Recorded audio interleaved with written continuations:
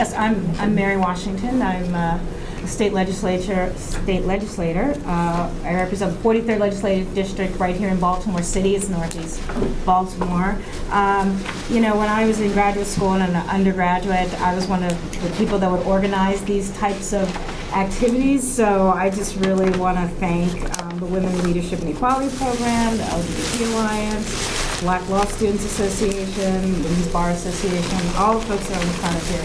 It's just a really great, and Mark, of course, and a really great coalition. I can just tell a real quick story, and then, you know, over the course over our next time, maybe I'll fill in some other things. But actually, an example of one of the first coalitions that I was able to participate in was actually as an undergraduate.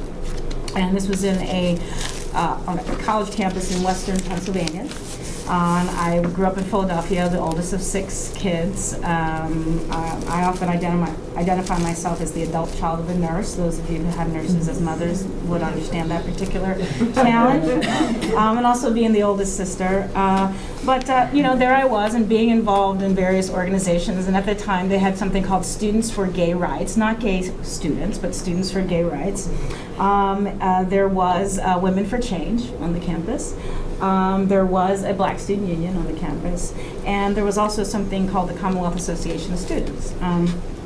And I guess to make a long story short, the Commonwealth Association of Students was actually potentially a very powerful student organization. They modeled themselves off the Canadian Student Union, so they actually the notion was collective bargaining. There was, you know, a fee that each student, a portion of the student's activity fund went to form the organization, and some of the projects were creating campus-based organizations on the other state campuses for we wanted to create other gay and lesbian student organizations. Again, I was in the 1980s, so we only talked about gays and lesbians. We just started, began to expand that later, of course.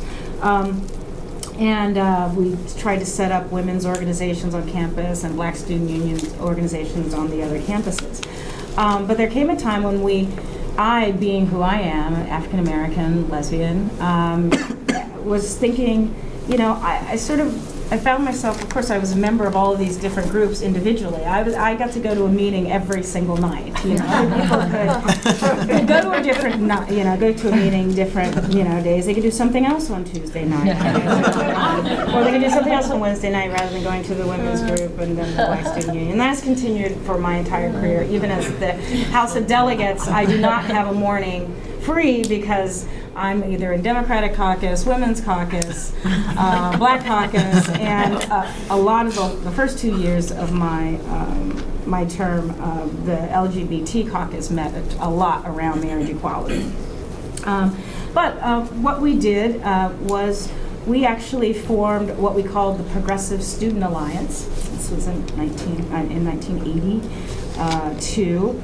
And we decided that we were all sort of being pushed aside and hurt in various ways by the people who were actually running the Commonwealth Association of Students at the time. It wasn't, even though it had been historically modeled on this kind of progressive thing, it was not. It was basically a glorified student government. Not that there's anything wrong with that, but very co-opted. And so we actually ran a ticket. And we took over the association. And so then for some of the first time, these organizations got some of their proper funding. I did that again when I went to Hopkins. That's where I got my PhD in Hopkins. It was also similarly, the Graduate Student Association was similarly controlled by the scientists. Looking for more places to, drill oil and things like that. The engineers. And some of my best friends are engineers. I don't know. And we just, again, we did it again, because there's a similar model. There's the women's organization, although not so much at Hopkins. There was a little bit of a lesbian, gay, bisexual organization at the School of Public Health. But basically we did it again, and we took over the Graduate Student Association. So there's often these ways of these different parts of my sort of walking coalition, and I see some of you all are in the same situation. It can certainly be perceived as something that wears you down or can be a stigma, but I've found over the course of my career, and I've seen other people do it, that it's actually a way to really sort of really be very powerful to build these coalitions. The thing that is one of the things I liked, I was attracted to the idea of talking or considering the domestic workers, or just bringing the whole notion of class, because that is not, that is still remains a huge challenge in all of our social movements. So particularly, I would say, among people who have really been fighting in the marriage equality movement, I've at times have had to really push and expand, try to encourage people to get involved in looking at, not assuming that every member of our community has the ability to, I guess I should say it this way. So for some members of our community, the only thing they needed was to be able to vote, to be able to marry. Like once they married, they were just like everybody else. So this would be, depending on your class or your race, and your sex, the only thing that made you different from the majority was the fact that you couldn't marry. And so continuing to make sure that our national organizations understand that there are gays and lesbians and transgender people who experience employment discrimination. They don't own their own, they're not faculty at a university, or they don't own their own business and aren't able to go, or that they have children and they still need to be able to make sure that they have health care for their kids or for their partners. And that, getting engaged in issues around source of income. I have a lot of fun, not just with, I had a tremendous fight this morning with another African-American delegate who was completely against the source of income prohibition. For those of you who don't know, is that right now it is not illegal in the state of Maryland to deny renting to somebody if they're paying you using some sort of public assistance. So you can deny someone, you don't have to accept a Section 8 voucher. And it was amazing that she could not see the correlation or the association with the fact that an owner having the right to rent to whomever they chose, that from our, as an African American, that's not too long ago that someone really claimed that I should be able to rent to who I want. So she had a real difficulty. Sometimes on the issue of on the death penalty, not all of us agreed. I'm glad at the end, all the members of the Lesbian Gay Caucus ended up voting against the death penalty, but it wasn't at all sure. There were a couple of them that were there. When it comes to issues of collective bargaining, so there's still, there's conservatives and there are progressives in our community,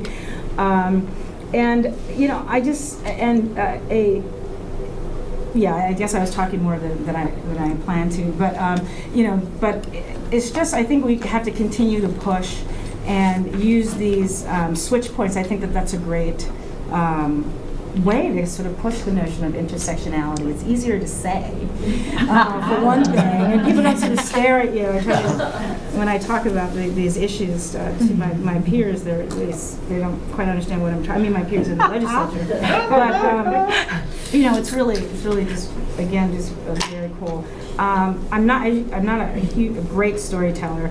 I tried to tell that story. Hopefully it was helpful. The marriage equality was absolutely, I think, one of our shining, after electing Barack Obama the first time in 2008, I think in Maryland, that was, again, one of our shining moments electorally and in terms of the coalition that we built. And I like the fact that you were pointing out that while it was great that we had the money from HRC and some of the nationals, you should know, having been in the middle of it, there was no belief nationally that we would ever be able to pull this off. And so as a result, we were the last, we didn't get any money nationally. And so all of the money that came almost all of it, up until the very end, was from Maryland, from Baltimore, from our friends, from our neighbors, and people who believed in us. And then it was an easier bet. Then it was it was like, oh, well, they're winning, of course. Right. And then all of a sudden, Washington didn't look as cute as it used to, and all that kind of stuff. And, we didn't have Bette Midler, but we had some really hard-working people in Maryland who organized their own grassroots campaigns so there was the sort of formal campaign, but then there were also people, as you all know, that were doing their own thing. So again, I think Maryland is a great place. We absolutely have such a potential to really continue to build on the coalitions, the unions, NAACP, faith-based. I mean, I think you saw some of that with ending the death penalty. Some of the same people who were part of the coalition that built up around marriage equality came together. And then it was also a nice time. It gave me an opportunity to reunite with some of the delegates, who were against marriage equality. But it's like, hi, yes, I also believe in, everyone should be treated fairly and not, not be executed by the state. And I think, when we're able to, I guess when I'm able to use the different points at which I have some relative privilege to another group. Like, so for example, I am very disappointed that we still have not banned discrimination or made it illegal to discriminate against people based on their gender identity. And I think that was a real failure of our state, and I know that we'll get there someday, but it was very important for me to testify, and I know there's some debate about whether that particular law was the best thing, but for me, this is a situation where, I present as gender conforming. I have a job, I'm employed, I've been successful, and I could use that relative privilege to speak out on behalf of somebody else who is not. And so in that particular instance. And so I do think it's really important for those of us who do work a lot on the areas in which we are not privileged to reflect and think about the ways in which that we can use what privilege we have to advocate for other people. So I hope that was helpful to the conversation, and I look forward to hearing